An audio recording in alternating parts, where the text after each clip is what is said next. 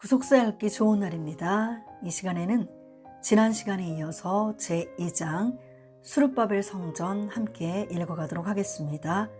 수룹바벨 성전.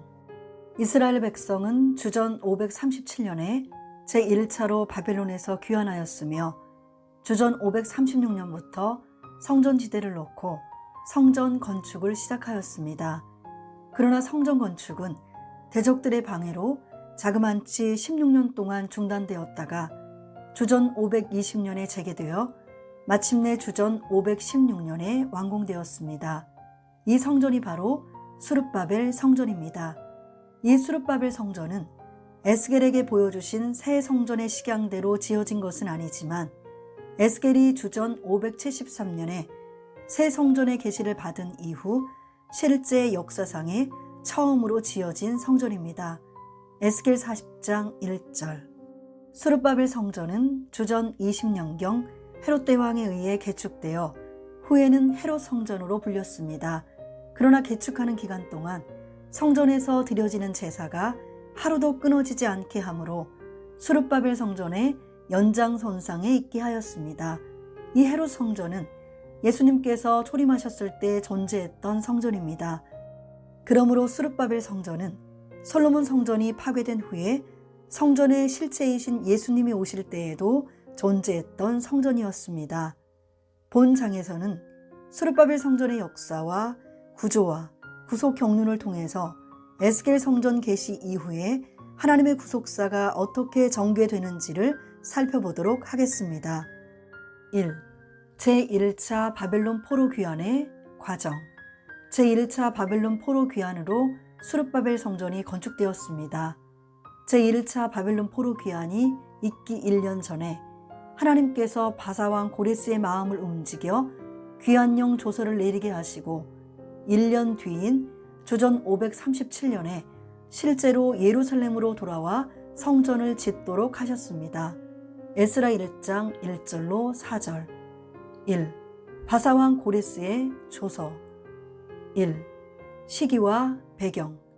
신바벨론 제국이 세계의 패권을 장악하고 있을 당시 자그로스 산맥 너머에 메데 제국이 발흥하면서 바사 지역까지 무력으로 통치하였습니다. 당시 메데의 왕이었던 아스티아게스는 자신의 외손자 고레스 2세를 피정복 지역 바사로 쫓아냈지만 주전 550년에 고레스 2세는 바사와 여러 부족국가의 해방을 약속하며 반란을 일으켜 외조부 아스티아게스를 몰아내고 자신의 외숙부 다리오를 메대의 왕으로 세웠습니다.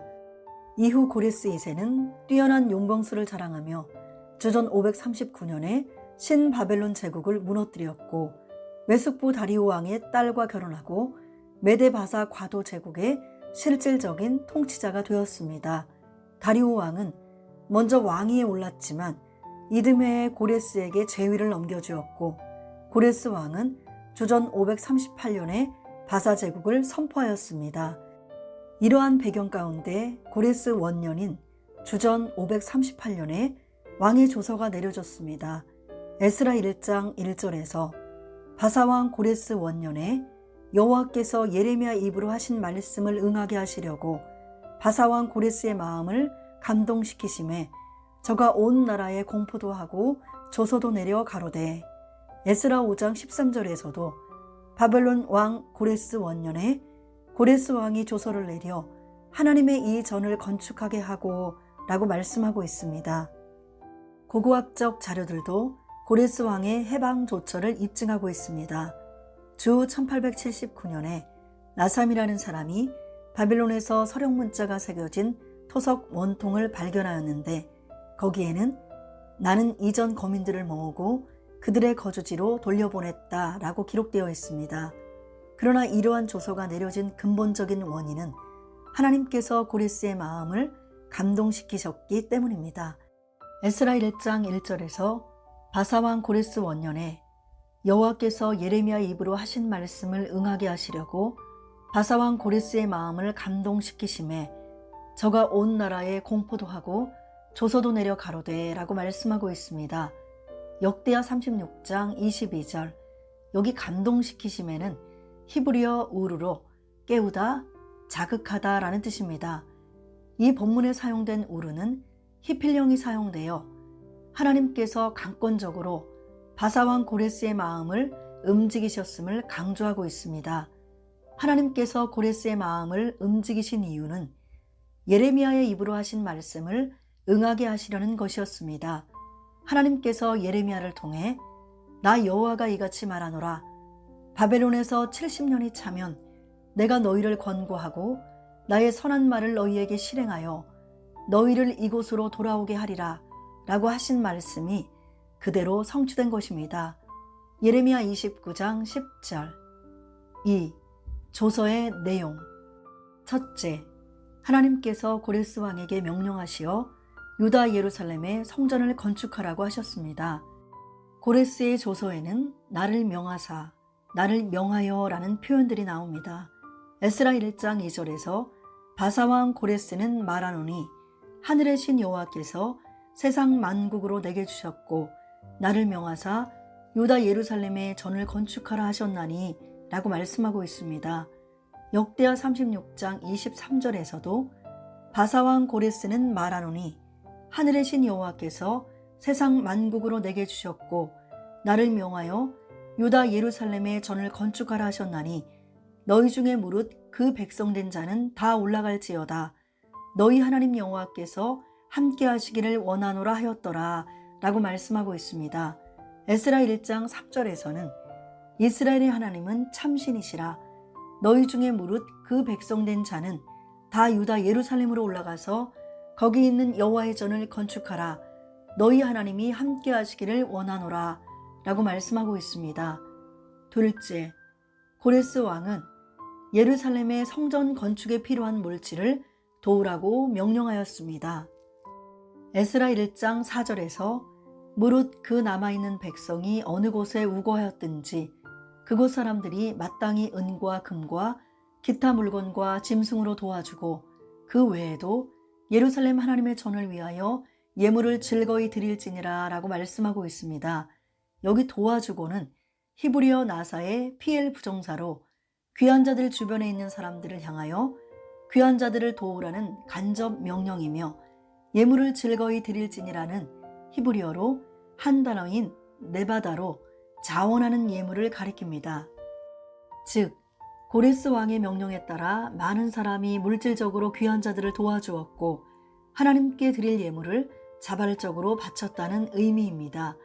6절에서 그 사면 사람들이 은그릇과 황금과 기타 물건과 짐승과 보물로 돕고 그 외에도 예물을 즐거이 드렸더라 라고 말씀하고 있습니다.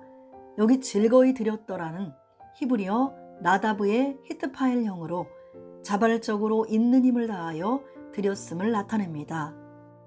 유다 백성 주변의 사람들이 아무런 조건 없이 귀한 자들에게 생활에 필요한 물품뿐만 아니라 하나님께 드릴 예물을 같이 준 것은 실로 하나님의 기적적인 역사였습니다. 이는 과거에 이스라엘 백성이 애굽에서 탈출할 때 애굽 사람들이 이스라엘 백성에게 여러 가지 물품을 준 것을 연상케 합니다. 출애굽기 12장 35절로 36절에서 이스라엘 자손이 모세의 말대로 하여 애굽 사람에게 은금 패물과 의복을 구하매 여호와께서 애굽 사람으로 백성에게 은혜를 입히게 하사 그들의 구하는 대로 주게 하심으로 그들이 애굽 사람의 물품을 취하였더라 라고 말씀하고 있습니다. 창세기 15장 14절, 출애굽기 3장 21절로 22절, 11장 2절로 3절, 시편 105편 37편. 2. 성전 기명의 회복. 고레스 왕은 옛날 바벨론이 남유다를 멸망시킬 때 가져왔던 솔로몬 성전의 기명들을 다시 돌려보내도록 조처하였습니다.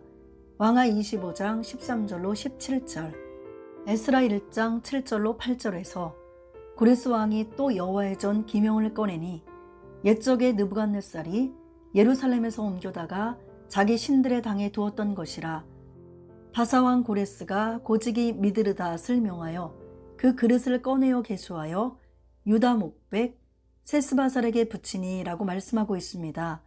주전 586년에 느부갓네살 왕은 오만하게도 바벨론의 신이 하나님을 이겼다고 생각하고 그 증표로 여호와의 성전에 있는 기명을 바벨론 시내 신당으로 옮겨 놓았습니다.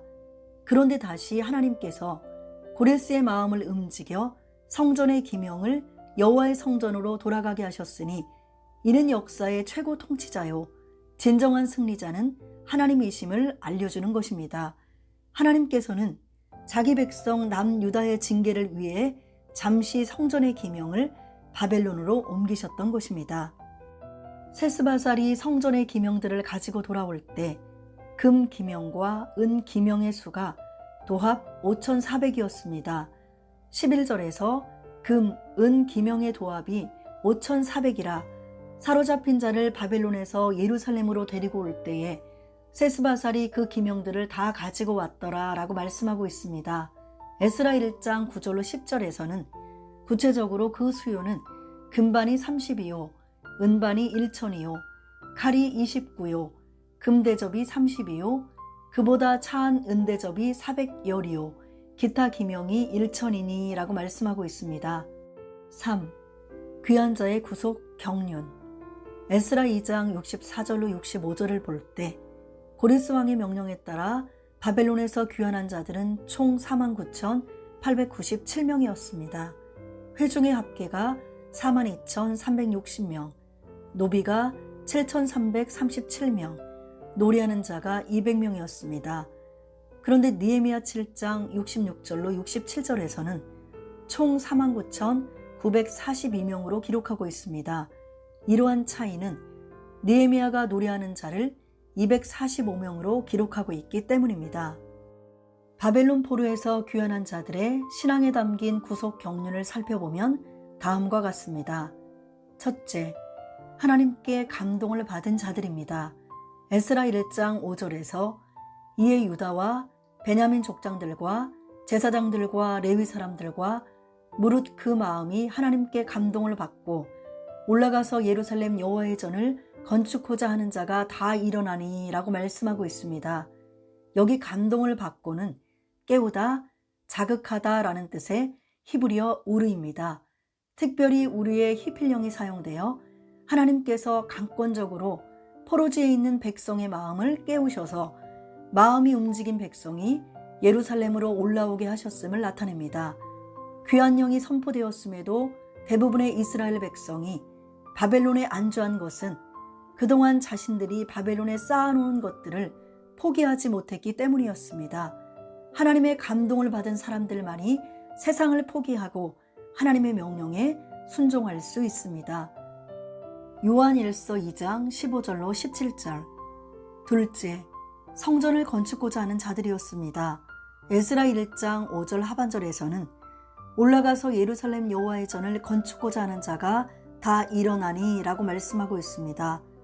바벨론에서 귀환하는 자들에게 하나님의 성전을 건축고자 하는 열망이 없었다면 귀환하지 못했을 것입니다. 성전 건축을 사모하였다는 것은 곧 성전에 계시는 하나님을 사모하였음을 의미합니다. 시편 11편 4절, 하박국 2장 20절. 여기 올라가서로 번역된 히브리어 알라는 기본적으로 올라가다라는 뜻입니다. 유대 광야에는 예루살렘보다 고지대에 위치한 성읍이 많이 있지만 예루살렘으로 올라간다고 표현한 것은 영적으로 성전이 있는 예루살렘이 가장 높은 곳이며 성도는 항상 하나님이 계신 성전으로 올라가는 삶을 살아야 함을 나타냅니다. 이사야 2장 2절로 3절, 40장 9절, 이사야 33장 5절에서 여호와께서는 지존하시니 이는 높은 데 거하심이요 공평과 의로 시온에 충만케 하심이라 라고 말씀하고 있습니다. 또한 일어나니는 히브리어 쿰으로 주저앉거나 엎드린 위치에서 일어나는 것을 의미합니다. 여호수아 3장 16절. 이들은 현실에 안주하지 않고 자리를 박차고 일어나 적극적인 순종으로 헌신하는 자들이었습니다. 셋째, 남은 자들이었습니다. 에스라 1장 4절에서 무릇 그 남아있는 백성이 어느 곳에 우거하였든지 그곳 사람들이 마땅히 은과 금과 기타 물건과 짐승으로 도와주고 그 외에도 예루살렘 하나님의 전을 위하여 예물을 즐거이 드릴지니라 라고 말씀하고 있습니다. 여기 남아있는 백성은 바벨론의 포로로 끌려와서 살고 있는 이스라엘 백성을 가리키지만 궁극적으로는 고레스 왕을 통한 하나님의 말씀에 결단하여 예루살렘의 성전을 건축하기 위해 돌아가는 백성을 가리킵니다. 이사야 10장 22절 상반절에서 이스라엘이여 내 백성이 바다의 모래 같을지라도 남은 자만 돌아오리니 라고 말씀하고 있습니다. 에스라 1장 4절에 그 남아있는 백성은 히브리어 샤르의 니팔 분사형으로 이들이 남아있게 된 것은 자신들의 힘으로 된 것이 아니라 하나님의 은혜로 남겨졌음을 의미합니다. 로마서 11장 5절 이들은 하나님의 은혜를 받아 자신의 삶의 기반과 모든 이익을 포기하고 말씀에 전적으로 순종한 자들입니다. 2. 스룹바벨 성전 건축과 다니엘 선지자. 이스라엘 백성을 바벨론 포로에서 해방한 왕은 고레스였고 그때 활동했던 하나님의 선지자는 다니엘이었습니다. 제1차 바벨론 포로로 끌려가서 오랫동안 바벨론에서 활동하고 있었던 다니엘 선지자는 바벨론 멸망 후에도 메데 바사 과도 제국의 총리로서 전국을 다스렸고 고레스의 시대에도 큰 영향력을 행사하였습니다. 다니엘 1장 1절로 4절, 다니엘 6장 1절로 3절, 11장 1절, 다니엘 1장 21절, 6장 28절. 다니엘 선지자는 귀한 자들과 함께 예루살렘으로 돌아오지 않고 바벨론에 머물면서 이스라엘 백성과 예루살렘 성전 재건을 위해 기도하였고 하나님께 말씀을 받아서 앞으로 일어날 열국의 흥망성쇠를 언약 백성 이스라엘에게 선포하였습니다. 1. 고레스 왕과 다니엘 선지자. 유대 역사가 요세푸스의 유대고대사 제11권에는 고레스 왕이 210년 전에 자신에 대해 예언한 이사야 선지자의 글을 읽고서 자신의 사명을 알았다고 기록하고 있습니다. 이사야 44장 28절. 고레스는 자신에 대한 이사야 선지자의 예언을 접하고 이스라엘을 해방시켜야 한다는 것을 확신하게 되었을 것입니다. 이사야 44장 28절을 볼 때 고레스에 대하여는 이르기를 그는 나의 목자라 나의 모든 기쁨을 성취하리라 하며 예루살렘에 대하여는 이르기를 중건되리라 하며 성전에 대하여는 이르기를 내 기초가 세움이 되리라 하는 자니라 라고 예언하였고 이사야 45장 13절에서 내가 의로 그를 일으킨지라 그의 모든 길을 곧게 하리니 그가 나의 성읍을 건축할 것이며 나의 사로잡힌 자들을 값이나 갚음 없이 놓으리라 만군의 여호와의 말이니라 라고 말씀하고 있습니다. 그렇다면 누가 고레스에게 이사야의 예언을 알게 해주었을까요? 그 사람은 다니엘 선지자일 것입니다. 당시 다니엘 선지자는 고레스 시대에 큰 영향력을 행사하고 있었습니다. 다니엘 1장 21절에서 다니엘은 고레스 왕 원년까지 있으니라 라고 말씀하고 있습니다. 실제로 다니엘의 사역 기간은 주전 605년부터 536년으로 고레스 왕 3년까지 활동하였습니다. 다니엘 1장 1절로 6절, 21절, 6장 28절, 10장 1절.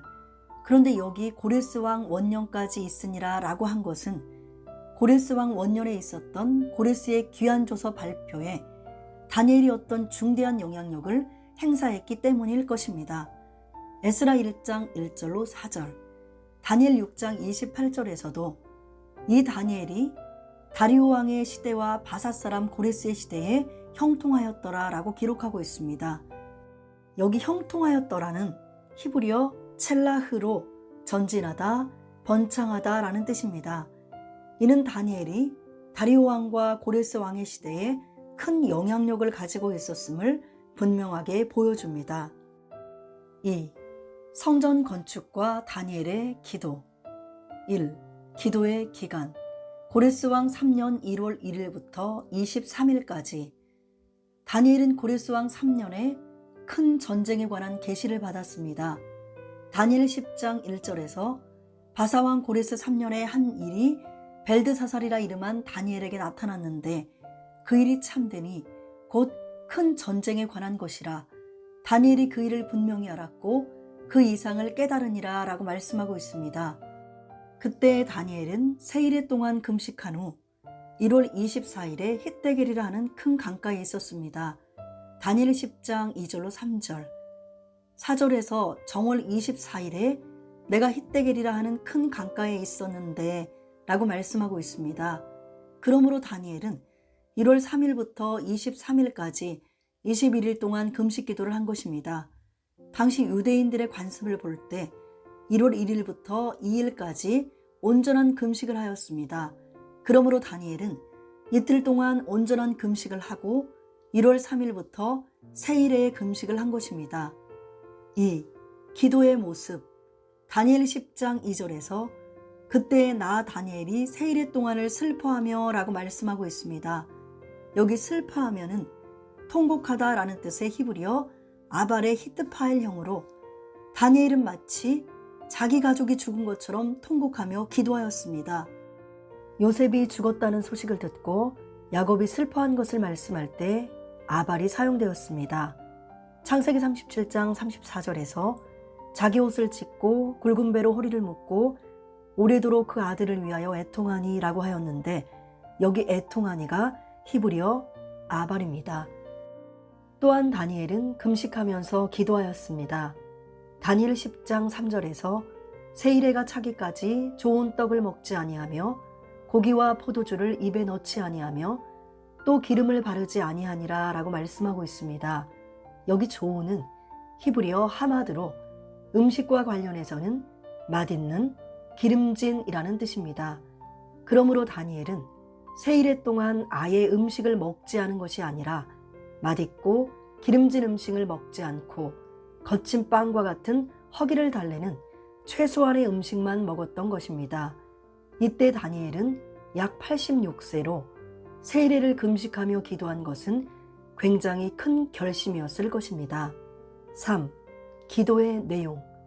다니엘은 바벨론에 남아있는 백성과 예루살렘으로 귀환한 백성으로 나누어진 조국의 안타까운 현실을 걸머지고 기도하였습니다.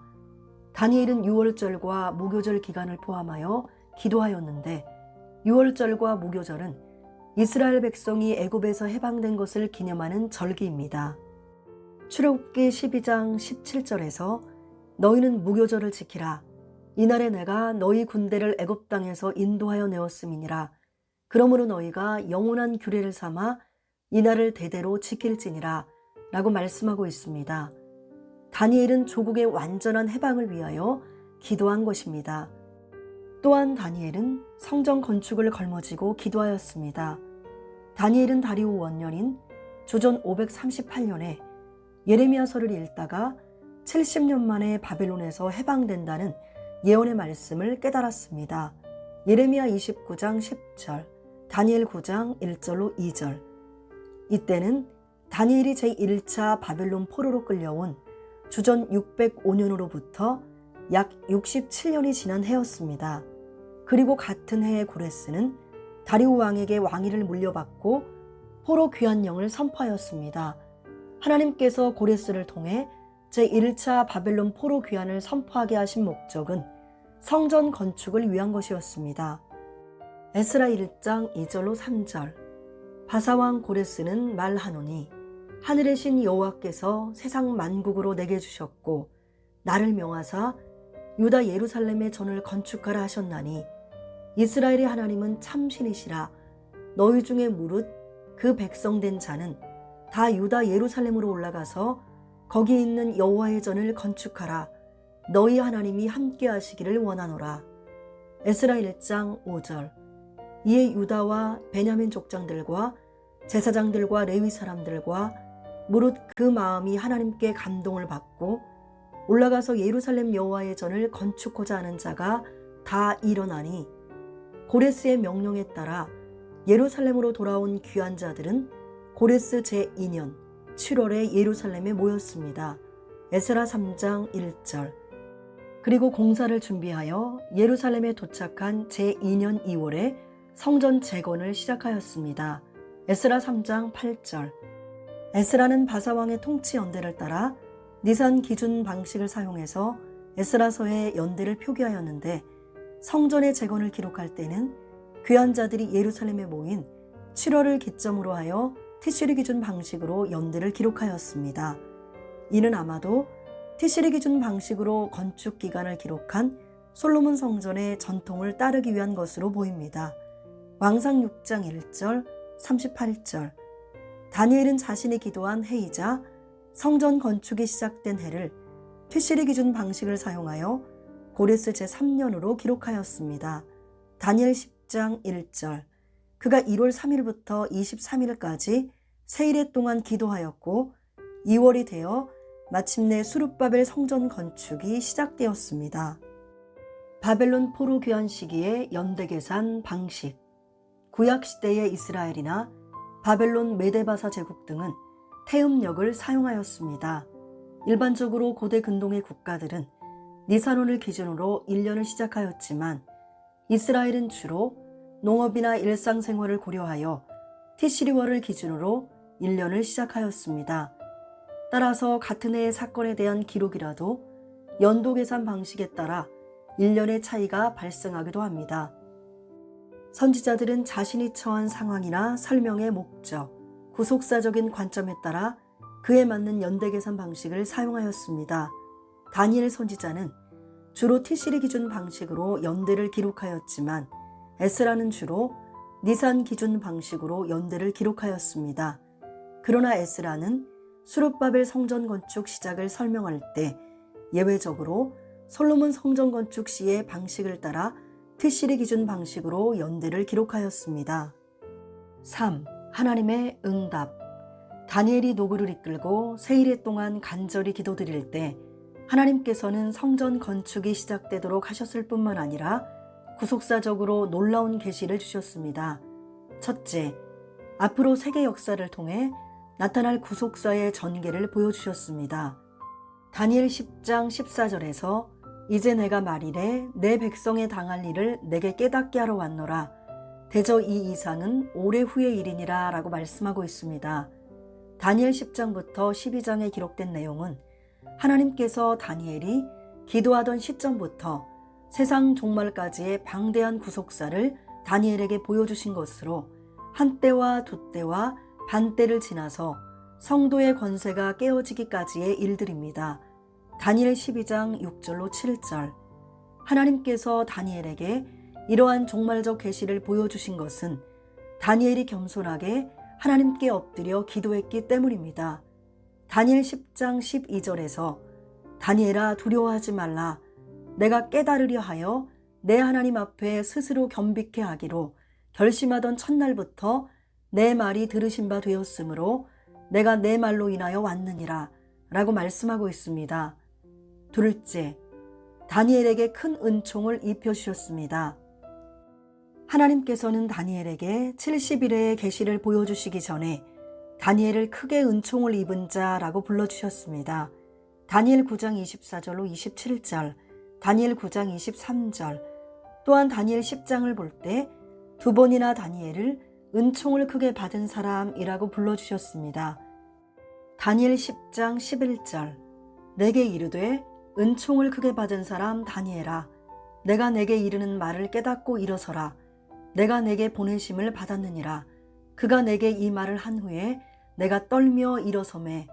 다니엘 10장 19절, 가로되 은총을 크게 받은 사람이여 두려워하지 말라. 평안하라, 강건하라, 강건하라. 그가 이같이 내게 말하매 내가 곧 힘이 나서 가로되 내 주께서 나로 힘이 나게 하셨사오니 말씀하옵소서. 여기 은총을 크게 받으는 히브리어 한무도트로 아끼다, 귀하게 여기다, 사랑하다 라는 뜻을 가진 하마드의 형용사인데 하나님께서 특별히 아끼시고 특별히 사랑하셨다는 뜻입니다. 이렇게 하나님께서 특별히 아끼시고 특별히 사랑하시는 자가 하나님의 종말적 계시를 받을 수 있는 것입니다. 세상에 좋은 것을 멀리하고 하나님을 가까이 할 때 하나님께서 좋은 것을 주십니다. 시편 84편 11절. 비록 다니엘은 예루살렘으로 돌아간 이스라엘 백성과는 공간적으로 멀리 떨어져 있었지만 하나님께서 다니엘의 기도를 들으시고 예루살렘에 있는 귀한 자들이 성전 건축을 시작하도록 역사하신 것입니다. 이처럼 살아있는 기도는 시공간을 초월하여 반드시 응답을 받습니다. 구속사 읽기 좋은 날 여기까지 읽어드리고요. 다음 시간에는 세 번째로 수르바벨 성전 건축의 진행 과정부터 함께 읽어가도록 하겠습니다. 감사합니다.